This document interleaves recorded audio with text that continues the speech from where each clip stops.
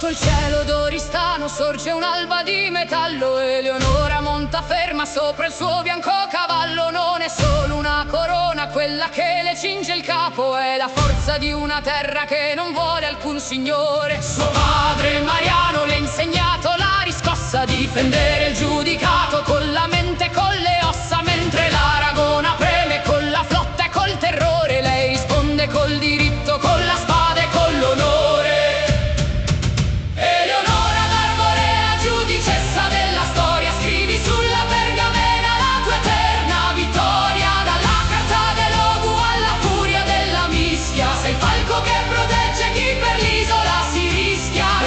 Senza regno ma sovrana del destino, il tuo nome brilla ancora lungo il sardo cammino.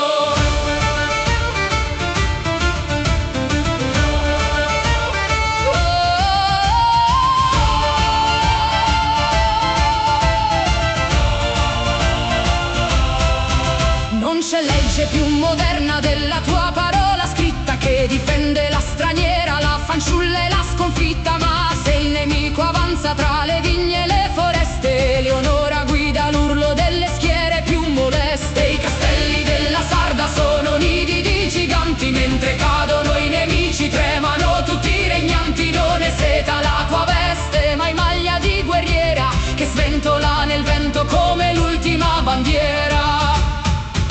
Eleonora d'Arborea, giudicessa della storia, scrivi sulla pergamena la tua eterna vittoria. Dalla carta dell'Ogu alla furia della mischia, sei il falco che protegge chi per l'isola si rischia. Regina senza regno ma sovrana del destino, il tuo nome brilla ancora lungo il sardo cammino.